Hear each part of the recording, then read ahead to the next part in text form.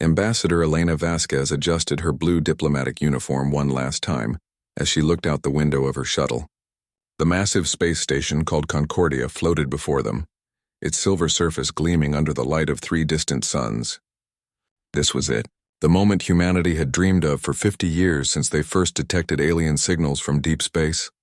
"Nervous, Ambassador?" asked Captain Torres, the shuttle pilot. Elena smiled, though her hands trembled slightly. A little? "We're about to meet 12 different alien species for the first time. It's not exactly something they taught us in school." The Galactic Council had finally agreed to meet with representatives from Earth after decades of human requests. Elena had been chosen carefully. She was a former teacher who had worked her way up through the diplomatic corps. She spoke 7 human languages and had spent years learning what little they knew about alien cultures. More importantly, she believed deeply that peace was always possible if people just tried to understand each other. The shuttle docked with a soft thud. Elena took a deep breath and walked to the airlock. When it opened, she stepped into a world unlike anything she had ever seen. The station's interior was huge, with ceilings that stretched up so high they disappeared in shadow. The air tasted different, cleaner somehow, with a slight metallic tang. Strange lights floated freely through the air, casting shifting colors on everything. But most amazing of all were the beings waiting for her. A tall, thin creature with blue-gray skin and 4 arms stepped forward. Its voice came from a device around its neck, speaking perfect English. "Welcome, Ambassador Vasquez. I am Counselor Kelthara of the Nexus Coalition. We are honored to finally meet a representative of humanity." Elena bowed slightly, the way her briefings had suggested. "The honor is ours, Counselor. Humanity has dreamed of this moment for generations." Kelthara's large eyes seemed to smile, though the alien had no visible mouth. "Come. The others are waiting in the Great Hall." As they walked through the corridors, Elena saw dozens of different alien species going about their business. Some looked almost human, while others were so strange she couldn't figure out how they moved. There were creatures that looked like walking trees, others that seemed to be made of living crystal, and one group that appeared to be floating jellyfish with mechanical suits. "The Council has governed this sector of the galaxy for over 3,000 years, Kelthara explained as they walked. "We maintain peace between our member species and explore new worlds together.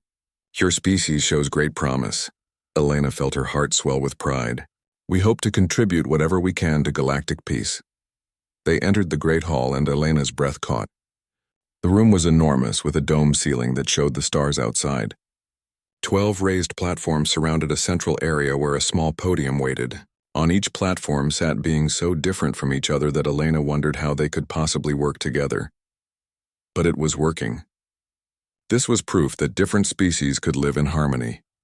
"Distinguished members of the Galactic Council," Kelthara announced, "I present Ambassador Elena Vasquez of the species known as humans, from the world they call Earth." Elena walked to the podium, her heart pounding. This was the speech she had practiced 1,000 times. "Honored counselors," she began, "I come before you not just as a representative of humanity, but as someone who believes that understanding between different peoples, different species, is the foundation of peace." Several of the aliens made sounds that her translator identified as approval. She was doing well. "Humans have spent our entire history learning to live with those who are different from us. We have made mistakes, terrible ones. But we have always found our way back to the belief that diversity makes us stronger. We offer our friendship, our knowledge, and our commitment to the peaceful exploration of this vast galaxy we all share." More sounds of approval. Elena felt hope growing in her chest. This was going to work. Then Counselor Thexvar stood up.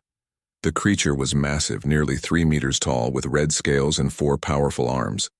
Its species, the Hegemony, controlled military forces throughout the sector. Elena had read that they could be difficult, but she was prepared to be patient. "You speak of peace, human," Thexvar said, its voice like grinding stones. "But what do we know of your species? You come from a world torn by constant war. Your history is written in blood and conquest." Elena nodded calmly. "You're right that humans have fought wars. But we've also learned from them. Our greatest achievements have come when we work together, instead of fighting each other. We sent one representative here instead of a fleet of warships. Doesn't that show our peaceful intentions?" Thexvar stepped down from its platform. Several other counselors shifted uncomfortably. Words are easy, human, but actions show truth. You say you come in peace, but how do we know you will not bring the violence of your world to ours? Because, Elena said firmly, I give you my word. Humanity wants nothing more than to learn from you and contribute to the peace you've built here. Thexvar reached the edge of the central area. Your word? The word of a species that has never proven itself? That has never been tested? Elena felt the mood in the room changing. The other counselors were watching silently now. Some looked worried. Counselor Thexvar, she said carefully, what would it take to prove our peaceful intentions? The massive alien smiled, showing rows of sharp teeth. Nothing could prove it. Your species is a disease, human, a plague of violence that will spread to every world you touch. You are vermin, unworthy of recognition by civilized beings. Shocked murmurs filled the hall. Kelthara stood up quickly. Counselor Thexvar, this language is unacceptable. The human comes under diplomatic protection. Diplomatic protection? Thexvar laughed, a sound like breaking glass. For vermin? The alien reached to its belt and pulled out a device Elena didn't recognize. Before anyone could react, a stream of white-hot plasma shot out, engulfing Elena in flames. The pain was beyond anything she had ever imagined. But even as her body burned, Elena's neural implant was still working, still transmitting back to Earth. She managed to gasp out her final words. Tell them. We tried peace first. The Great Hall erupted in chaos. Some counselors were shouting at Thexvar. Others were calling for guards. But several others just sat quietly, watching Elena burn. Kelthara rushed forward, but it was too late. In 30 seconds, it was over. Thexvar put away the plasma torch and looked around the room. Let this be a message to any other vermin who think they deserve to sit among civilized beings. The Hegemony will not tolerate the pollution of this council. You have just murdered a diplomatic representative under our protection, Kelthara said, its voice shaking with rage. This is an act of war. Against whom? Thexvar asked mockingly. A species of primitives who haven't even left their own solar system? They can do nothing to us. But Thexvar was wrong. At that very moment, Elena's final transmission was reaching Earth, carried by quantum communication arrays that the aliens didn't know existed. Her death was being broadcast to every human settlement in the solar system, and humanity was watching. On Mars, Admiral Sarah Chen watched the recording for the third time, her hands clenched into fists. Around the table, the other military leaders sat in stunned silence. They burned her alive, whispered General Torres. They burned our ambassador alive while she was trying to make peace. Admiral Chen stood up slowly. How long until our deep space fleets can be ready for deployment? Ma'am, the President hasn't authorized. How long? Chen repeated. 6 months if we activate all reserves and recall the exploration fleets. Chen nodded grimly. Do it and send a message to our deep space monitoring stations. I want to know everything about Hegemony military positions. Admiral, one of the younger officers said carefully. We don't even know if we can fight them effectively. Chen looked at him with cold eyes. Elena Vasquez was a teacher before she became a diplomat.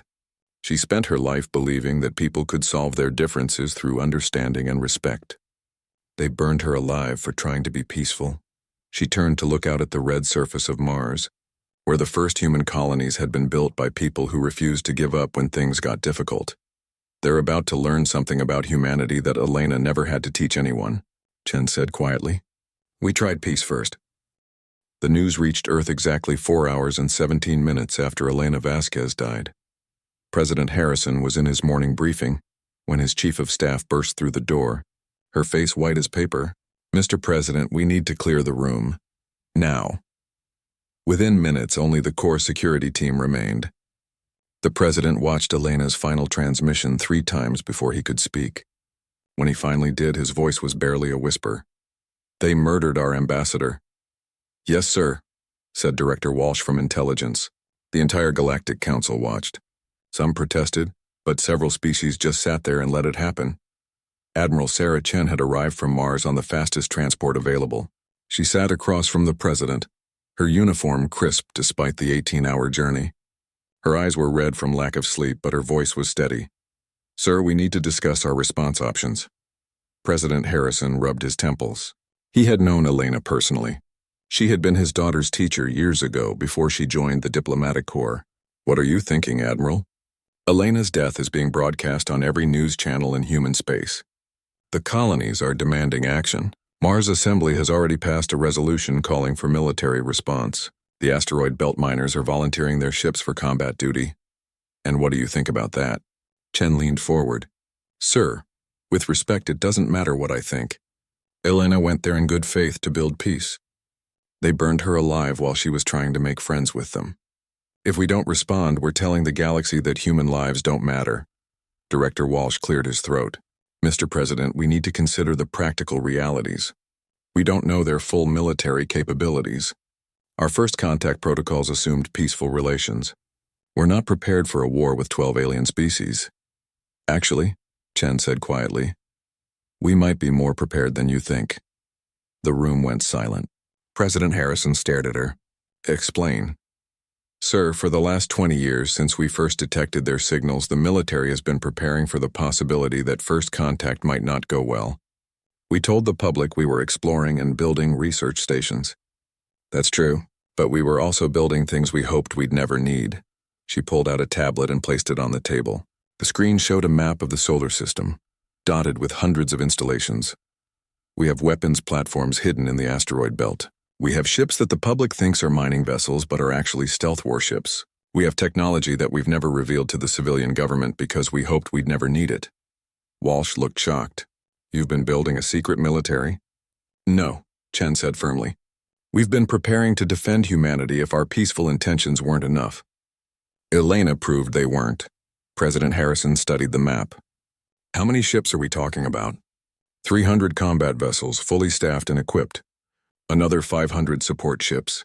Weapons technology based on principles the aliens probably don't understand, and defensive systems they've never seen. Jesus, the president whispered. Why wasn't I told about this? Because you didn't need to know unless this day came. Every president for the last 20 years has had the same briefing waiting for them. We hoped none of you would ever need it. The president stood up and walked to the window, looking out at the lights of Washington below. Somewhere out there, millions of people were watching Elena's death over and over again. Parents were trying to explain to their children why someone would hurt a woman who was just trying to make friends. What are our chances if we fight them? Chen considered carefully. Against the Hegemony faction that killed Elena? Very good. Our technology is different from theirs. They rely on energy weapons and energy shields. We focused on kinetic weapons, physical projectiles moving at huge speeds. Their shields might as well be made of paper, and against all 12 species, unknown. But, sir, I don't think it will be all 12 species. Did you see the recording? Several of the council members looked horrified. The one called Kelthara tried to protect Elena. There are splits in their alliance. Walsh leaned back in his chair.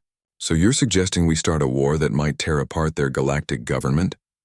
I'm suggesting we get justice for Elena's murder, Chen said coldly, and make sure they know that burning human diplomats alive has consequences. The president was quiet for a long time. Finally, he turned around. What would you need? Full authorization to activate our deep space fleets, access to the black budget projects, and 6 months to position our forces. And then what? Then we send them a message they'll never forget. We tried peace first. They chose war. Meanwhile, on the space station Concordia, the Galactic Council was in emergency session. The Great Hall had been cleaned, but everyone could still smell the smoke from Elena's burning body. Counselor Kelthara stood at the center, its 4 arms gesturing angrily.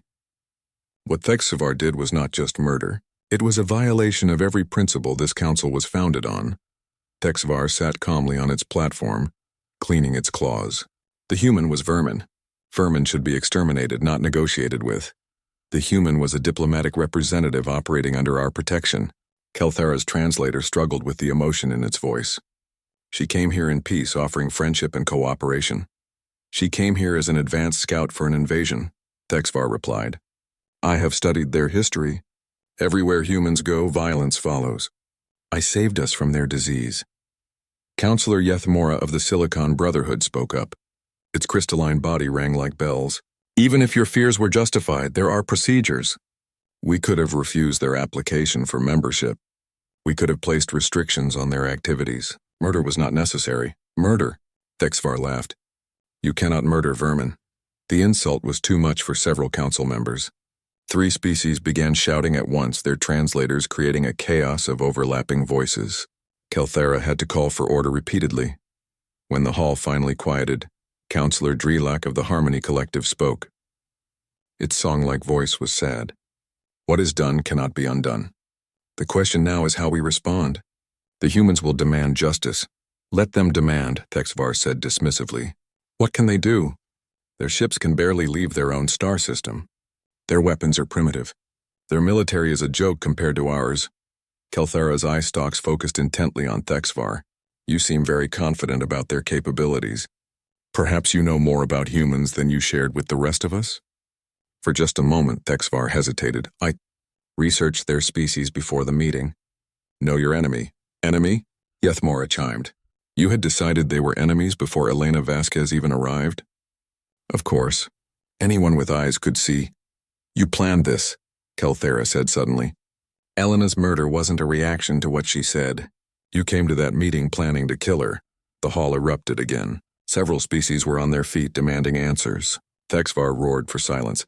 I did what was necessary to protect this council from a plague species. If you cannot see the threat they represent, then perhaps the Hegemony should reconsider our membership in this alliance. The threat hung in the air. The Hegemony controlled the council's military forces. Without them, the other species would be defenseless against the various pirate fleets and rogue nations that operated in the galaxy's outer regions. But Kelthera did not back down. If that is how the Hegemony sees their role in this council, perhaps we should reconsider it as well.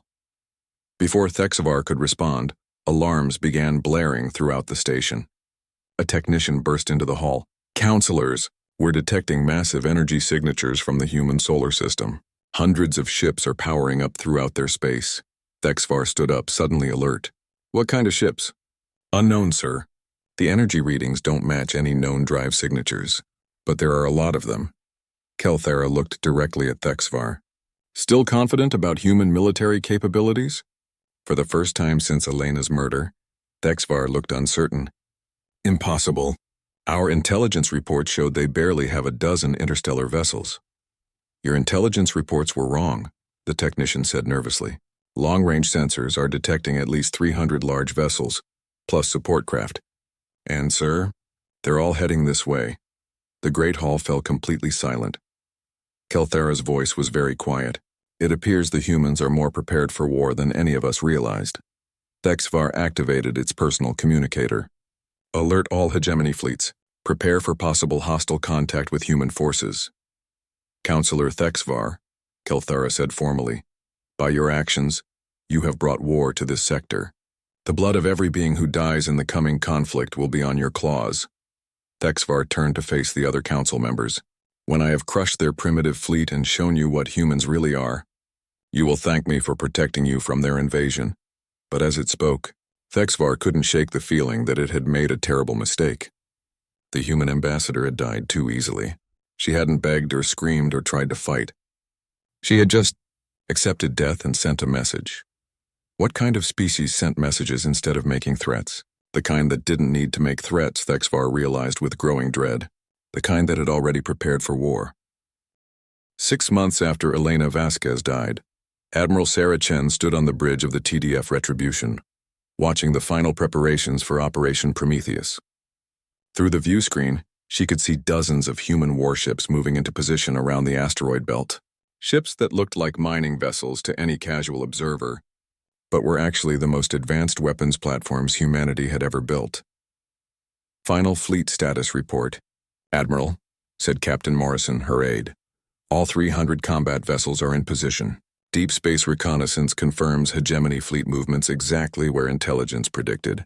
They're spread thin, protecting 17 different systems. Chen nodded. For 6 months they had watched and learned while the Galactic Council tried to decide what to do about Elena's murder. The official response had been pathetic. A formal censure of Counselor Thexvar and a request that humanity show restraint in seeking justice. The human response had been simple. Extradite Thexvar to stand trial for murder, or face the consequences. The Council had refused. Admiral, came a voice from the communication station. We're receiving a priority transmission from Earth. President Harrison wants to speak with you. The president's face appeared on the main screen. looking older than Chen remembered. "Admiral, are you ready to proceed?" "Yes, sir. All fleets are in position. The media is calling this madness. They're saying we can't possibly win against an entire galactic civilization." Chen smiled grimly. "Sir, we're not fighting an entire galactic civilization. We're fighting one faction that thinks burning diplomats is acceptable behavior. The other council species are staying neutral for now. What if you're wrong? What if this brings the entire council down on us? Then we'll deal with that when it happens. But sir, we can't let Elena's murder go unanswered. If we do, we're telling the galaxy that human lives don't matter." President Harrison was quiet for a moment. "Elena would have wanted us to try diplomacy again." "We did try, sir. For 6 months.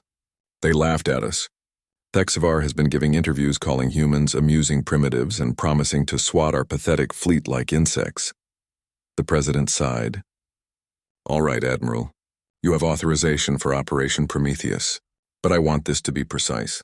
Military targets only. No civilian casualties. Understood, sir? Prometheus is designed to disable their military capability, not commit genocide." The transmission ended, and Chen turned to her tactical officer. "Commander Harrison, initiate Operation Prometheus. All fleets are authorized to engage." Throughout human space, the order went out simultaneously. Ships that had been disguised as mining vessels shed their fake hulls and revealed gleaming weapons arrays. Stealth ships that had been hiding in dead zones powered up their engines. And from the outer reaches of the solar system, where nobody had thought to look, massive railgun platforms began charging their magnetic accelerators. The first target was the Hegemony military base at Kepler 442b, 17 light-years from Earth. The base commander, General Thexvar, was reviewing supply reports when his sensors officer rushed into his office. "Sir, we're detecting multiple contacts approaching the system. Unknown drive signatures." Thexvar looked up from his datapad. "How many contacts?" 12, sir. "But they're small." "Much smaller than our ships," Thexvar laughed. 12 ships? The humans finally worked up the courage to attack us with 12 tiny ships? Activate defensive systems and prepare to destroy them. But as the human ships got closer, something strange happened. They didn't appear on any of the base's targeting systems. The Hegemony sensors could see them, but their weapons couldn't lock on. "What's wrong with our targeting computers?" Thexvar demanded. "Nothing, sir. They're working perfectly. But these ships, they're not reflecting our targeting beams correctly. It's like they're absorbing them instead of bouncing them back." Thexvar felt his first hint of worry. "Power up the main defense grid. Launch all fighters." The Hegemony base was protected by energy shields strong enough to stop anything short of a direct hit from a battleship's main cannon. The human ships were barely the size of frigates. Their weapons couldn't possibly penetrate the shields. Then the first railgun projectile hit. The tungsten rod was only 3 meters long and half a meter wide. It contained no explosives, no energy weapons, no complex technology at all. It was just an incredibly dense piece of metal, accelerated to 30% of light speed. When it hit the base's energy shields, the shields didn't even slow it down. Energy shields were designed to stop energy weapons, not solid matter moving at relativistic speeds. The rod punched through the shields like they weren't there and slammed into the base's main reactor. The explosion could be seen from 3 star systems away. "Sir," the sensors officer screamed. "The main base is gone. Completely destroyed." Thexvar stared in shock at the screen. Where his mighty fortress had stood moments before, there was now just expanding debris and radiation. How is that possible?" Before anyone could answer, 11 more projectiles arrived, each one targeted at a different military installation in the system.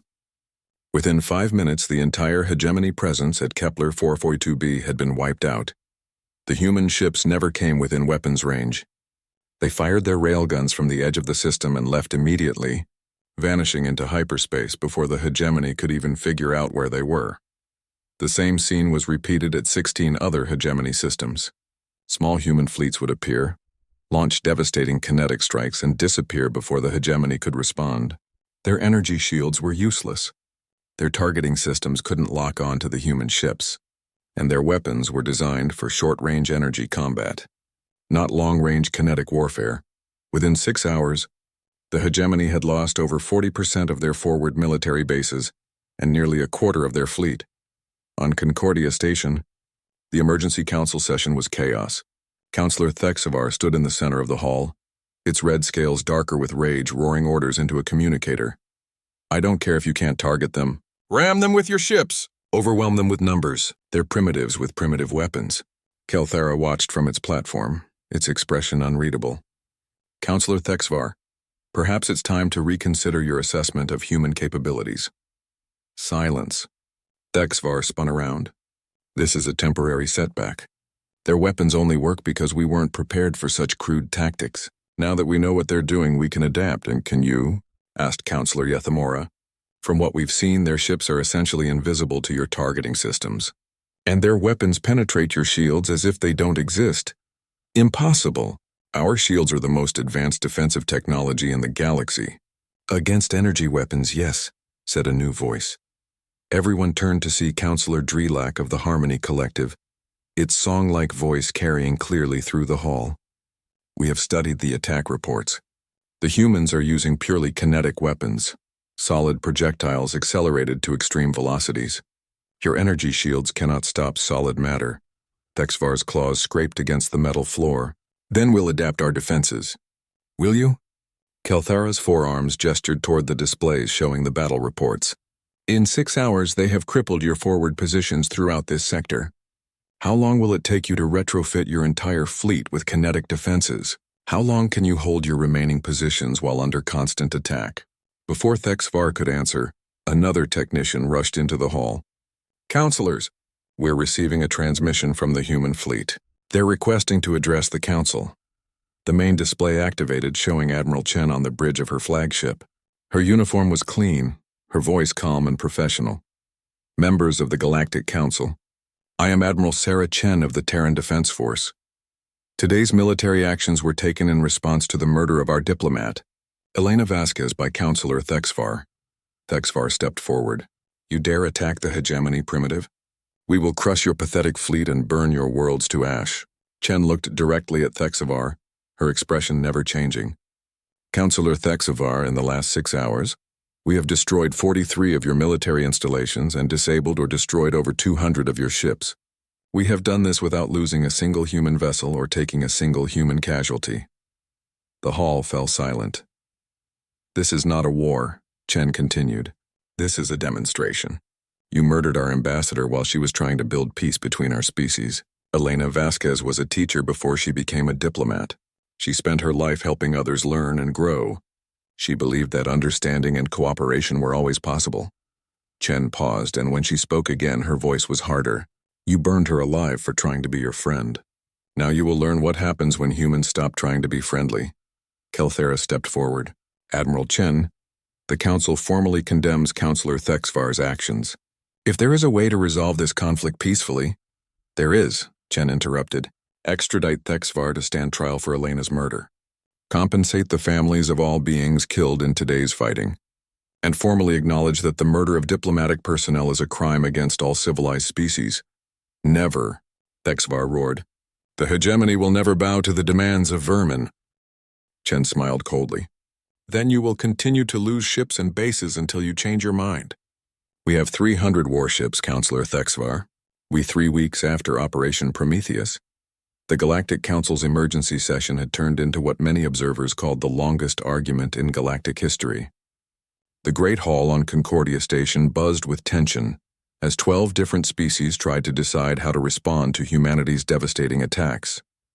Counselor Thexvar stood at the center, its red scales dull with exhaustion. The Hegemony had lost over half their forward fleet positions, and human raids continued daily. The Council must authorize full military action against the human plague. Every day we wait, they grow stronger. Stronger? Kelthara's forearms gestured at the tactical displays. They haven't grown stronger, Thexvar. They've simply revealed how strong they already were. The question is why none of us knew about it. Counselor Yethamora's crystalline body chimed softly. Our intelligence networks reported that humans had barely achieved interstellar flight. Clearly our intelligence was flawed. Or deliberately misled, suggested Counselor Drelak. Its song-like voice carried a note of suspicion. Someone provided us with false information about human capabilities. All eyes turned to Thexvar, who shifted uncomfortably. The Hegemony's intelligence gathering is beyond question. If we underestimated the humans, it's because they deliberately concealed their true strength. which is exactly what any sensible species would do when making first contact with an unknown alien alliance. Kelthera pointed out. They came to us in peace with one small diplomatic ship. Meanwhile, they quietly prepared for the possibility that peace might fail. It proves they were planning war from the beginning, Thexvar roared. It proves they were planning for war as a last resort, corrected Counselor Vrendar of the Maritime Coalition, its whale-like voice deep and thoughtful. There is a significant difference. The debate was interrupted by an urgent chime from the communications center. Counselors were receiving another transmission from the human admiral. Admiral Chen appeared on the main screen, but this time she wasn't alone. Standing beside her was a tall man with general's insignia and scars across his weathered face. Members of the Galactic Council, Chen began. I'm Admiral Sarah Chen, and this is General Marcus Torres, commanding officer of the Terran Expeditionary Force. We're broadcasting from the bridge of our flagship as we enter the Rigel system. Thexvar's claws scraped the floor. Rigel was the location of the Hegemony's primary military academy, and one of their most heavily defended systems. We've come to make you an offer, Chen continued. Surrender Counselor Thexvar for trial, and we'll limit our actions to military targets. Continue to protect the being who murdered our diplomat, and we'll be forced to expand our definition of legitimate targets. General Torres stepped forward. Let me be clear about something. We've studied your histories, your cultures, your military doctrines. We know how you fight wars. You rely on massive energy weapons, overwhelming firepower, and the assumption that your enemies will fight the same way you do. He paused, his scarred face grim. Humans don't fight that way. We adapt, we improvise. We use whatever works. For the last month, we've been using our technological advantages. But if this war continues, we'll start using our tactical advantages as well. On his platform, Thexvar leaned forward. What are you threatening, human? I'm not threatening anything, Torres replied calmly. I'm explaining reality. Your species has been part of a peaceful galactic civilization for so long that you've forgotten how to fight a real war. Humans never forgot. The transmission shifted to show the space around the human ships, but instead of the expected massive fleet, there were only a dozen vessels visible. Where are the rest of your ships? Demanded Counselor Lethkor of the military caste. Chen smiled. What makes you think there are any more ships? Before anyone could answer, the Rigel Systems defense network began reporting impossible contacts. Human ships were appearing inside the system's defensive perimeter, having somehow bypassed early warning sensors completely. They weren't attacking yet, but they were there, hundreds of them materializing from seemingly empty space. Stealth technology, whispered Yethmora. But how? Our sensors detect every form of energy emission known to galactic science. Because you're looking for energy emissions, Torres explained. Our ships run on different principles. Lower energy signatures, different hull materials, adaptive camouflage. We've been inside your systems for weeks, mapping your defenses, studying your patrol patterns. On Rigel Prime, Admiral Kethanol of the Hegemony Defense Force stared at his tactical displays in growing horror. The humans hadn't just bypassed his outer defenses, they had infiltrated the entire system. His impregnable military installations were surrounded, but that wasn't the worst part. Sir, his tactical officer reported, we're detecting human ships near civilian population centers as well. What? That's impossible. They said they were limiting attacks to military targets. From his command ship, General Torres heard the transmission and responded directly. Admiral Kethnal, this is General Torres. We are near your civilian areas, but we're not targeting them. We're evacuating them. Evacuating them? What do you mean? We mean exactly that. Our ships are broadcasting evacuation warnings to all civilian populations within 50 kilometers of military targets. We're giving them 6 hours to reach safe distances before we begin our attack. Kethnal felt his world spinning. You're warning them? Of course we are. Elena Vasquez was trying to prevent unnecessary death. The least we can do is honor that intention.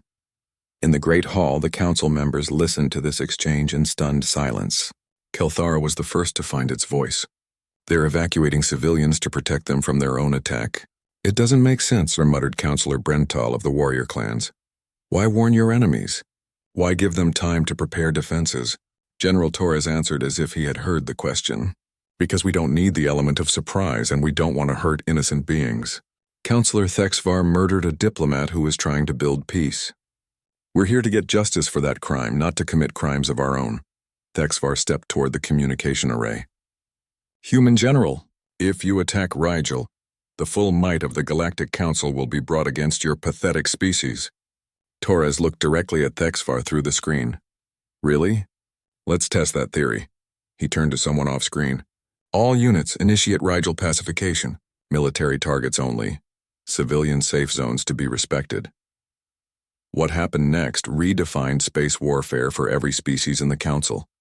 The human attack didn't begin with energy weapons or missile strikes. Instead, the space around Rigel Prime filled with thousands of tiny objects, each no larger than a human fist but moving at incredible speeds. They slammed into every Hegemony ship and space station simultaneously. But they weren't explosives. They were something much more elegant and terrifying. They're nanobots, Admiral Kethanol's science officer reported, her voice filled with awe and horror. They're disassembling our ships at the molecular level. Within minutes, the pride of the Hegemony fleet was simply falling apart. Not exploding, not burning, just coming apart piece by piece as tiny machines took apart every bolt, every circuit, every structural component. The space stations followed. Then the orbital defense platforms. Then the military bases on the planet's surface. And through it all, not a single civilian was harmed. The nanobots were programmed to recognize military technology and ignore everything else. They dismantled weapons while leaving medical equipment untouched. They took apart warships while ignoring civilian transports. In 6 hours, the most heavily defended system in Hegemony space was completely defenseless. And the human fleet hadn't fired a single conventional weapon. This is impossible, Thexvar whispered. No species has this level of technological sophistication. Admiral Chen reappeared on the communication screen. Counselor Thexvar, what you're seeing is 20 years of human preparation for a war we hoped would never come. We've had 2 decades to study your technology, understand your weaknesses, and develop counters for your weapons. She paused, her expression serious. But this isn't really about technology. It's about something much simpler. Elena Vasquez believed that different species could work together if they just tried to understand each other. You killed her for that belief. So now you're learning what humans do when someone hurts a teacher. General Torres stepped forward again. Every human military officer trains in small unit tactics, guerrilla warfare, and adaptive strategy. We practice fighting enemies who outnumber us, outgun us, and have better technology. It's how we've survived every war in human history. He gestured toward the displays showing the aftermath at Rigel. This is us being gentle. This is us trying to minimize casualties and avoid civilian harm. This is us showing restraint. His scarred face hardened. If you force us to stop showing restraint, you won't like what comes next. Across the Great Hall, several council members were having quiet, urgent conversations. Kelthera noticed the pattern immediately. Species were choosing sides. Some were moving closer to the hegemony position, but others were moving away. Counselor Thexvar, Kelthera announced. 2 months after the Battle of Rigel, Admiral Sarah Chen stood on the bridge of the TDF Retribution, looking down at the hegemony homeworld of Kethmora Prime. The massive planet hung in space like a red jewel, its surface marked by the sprawling cities of a civilization that had ruled this sector of space for over 1,000 years. Around her flagship, 300 human warships maintained a perfect blockade. No ship could enter or leave the system without her permission. The once mighty hegemony fleet was gone, dismantled piece by piece over 8 weeks of careful, methodical warfare. Admiral, reported Captain Morrison, we're receiving another surrender offer from the planetary government. What are they offering this time? Full withdrawal from all disputed systems, reparations for Ambassador Vasquez's murder, and Counselor Thexvar's exile to a remote colony world. Chen shook her head. Not enough. Thexvar faces trial for murder, not exile to a comfortable retirement. What's the status on our ground reconnaissance? Intelligence reports that Thexvar is hiding in the capital city's government complex. The local population has been cooperative in providing information. That was an understatement. As human forces had advanced through hegemony space, something unexpected had happened. The hegemony's own citizens, many of them from species conquered centuries ago, had begun providing intelligence about their oppressors' locations. General Torres materialized. on the command screen from his position in the capital city. Admiral, we've confirmed Thexvar's location. It's holed up in the central government building with about 50 loyal guards. Any civilian hostages? None that we can detect. The building was evacuated hours ago. Looks like even Thexvar's own people don't want to die for its cause. Chen nodded. The last 2 months had revealed something important about the hegemony. What humanity had assumed was a unified military power was actually a collection of conquered species, held together by fear and superior firepower. Once that superiority was gone, the alliance had crumbled rapidly. General, you're authorized to proceed with extraction. Remember, we want Thexvar alive to stand trial. Understood, Admiral. Give us 1 hour. The transmission ended, and Chen turned her attention to the other screen showing the emergency session of the Galactic Council aboard Concordia Station. What remained of the Council, anyway? When the war began, 12 species had sat in the Great Hall. Now there were only 8. The hegemony and its 3 closest allies had withdrawn from the Council entirely, declaring the formation of a true galactic order that would resist human expansion. That new alliance had lasted exactly 11 days, before human forces systematically dismantled their combined fleet. On the screen, Councillor Kelthara was addressing the remaining council members. The proposal before us is unprecedented, it said, its forearms gesturing to the documents floating above the central podium. Never before has a species been granted full council membership based solely on military prowess. Military prowess? Councillor Yethmora's crystalline form chimed with what sounded like amusement. Kelthara, they defeated the hegemony without destroying a single civilian target. They evacuated populations before attacking military installations. They captured enemy territory while providing medical aid to wounded prisoners. This isn't just military prowess. It's exactly the kind of civilized behavior the Council was founded to promote. Councillor Drelak's song-like voice joined the discussion. The humans have also provided detailed intelligence about hegemony oppression throughout their former territory. The liberation of the Kethmaran colonies has revealed systematic abuse that we never knew existed. Because the hegemony controlled our intelligence networks, added Councillor Vrendar. We saw only what they wanted us to see. Chen watched the debate with interest. The proposal being discussed would grant humanity full membership in the Galactic Council, with the right to participate in all decisions about interstellar law and policy. It would also establish a new joint military command, with human forces providing security for the former hegemony territories. But most importantly, it would create the Elena Vasquez Memorial Tribunal, a permanent court with the authority to investigate and prosecute crimes against diplomatic personnel.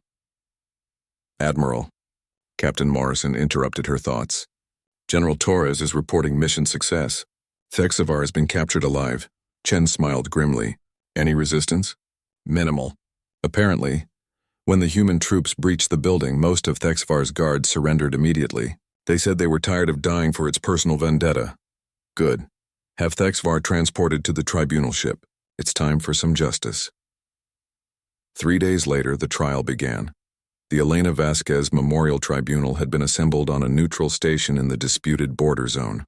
The judges included representatives from humanity, the reformed Galactic Council, and several previously neutral species who had volunteered to oversee the proceedings. Thexvar sat in the defendant's dock, its red scales now faded to a dull brown. It had refused legal representation, insisting that it would defend its own actions. The prosecution was led by Director Elizabeth Carter, Earth's former Attorney General. She stood before the tribunal holding a datapad containing Elena's final transmission. Members of the tribunal, she began. 6 months ago, Elena Vasquez traveled to her Concordia station with a simple mission to introduce humanity to the galactic community and explore the possibility of peaceful cooperation. The main screen showed Elena's arrival at the station, her nervous smile as she met the alien delegates, her careful preparation for the speech that would never be completed. Elena was a teacher before she became a diplomat. She believed that understanding between different peoples was not just possible, but necessary for lasting peace. She spent months learning about alien cultures, studying their histories, preparing for questions about human society. Carter activated another display, showing Elena's personal notes, pages and pages of careful research about each council species, their customs, their values, their concerns.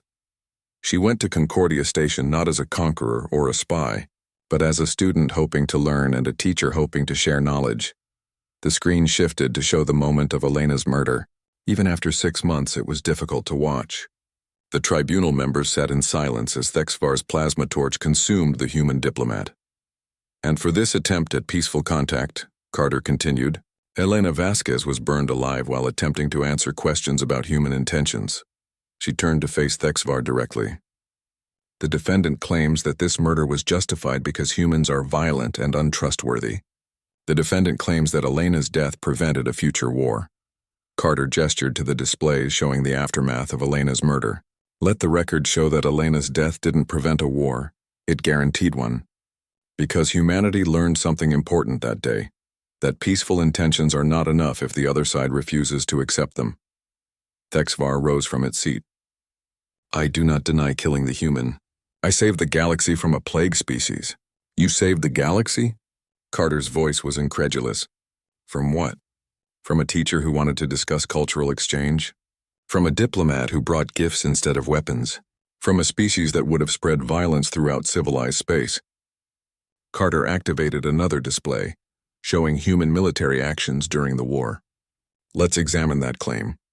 During 2 months of active warfare, human forces captured 17 star systems, disabled or destroyed over 400 enemy vessels, and accepted the surrender of more than 50,000 enemy personnel. She paused. Human casualties in this war, 0. Enemy military casualties fewer than 300. Enemy civilian casualties, 0. The tribunal members looked surprised. Counselor Kelthara leaned forward. Director Carter, are you saying that humans fought a major interstellar war without suffering any losses? That's correct.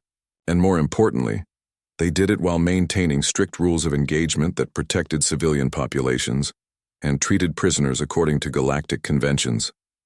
She turned back to Thexvar. If humans are such a violent, untrustworthy species, why didn't they simply destroy your homeworld when they had the chance? Why didn't they enslave your people or seize your territory? Thexvar had no answer. The trial continued for 3 days. Witness after witness testified about Elena's peaceful intentions and careful preparations for diplomatic contact. Intelligence experts revealed that the Hegemony had deliberately provided false information about human capabilities to other council members. Military analysts explained how human restraint during the war had prevented millions of unnecessary casualties. Finally, it was time for the verdict. The chief judge, a venerable representative of the neutral observer species, spoke in a voice like distant wind. Counselor Thexvar, this tribunal finds you guilty of the premeditated murder of a diplomatic representative operating under galactic protection. Thexvar showed no emotion. However, the judge continued, this tribunal also recognizes that your crime was not committed in isolation. You were supported by a system that valued military might over diplomatic discourse, conquest over cooperation. Thank you for watching and comment for next part.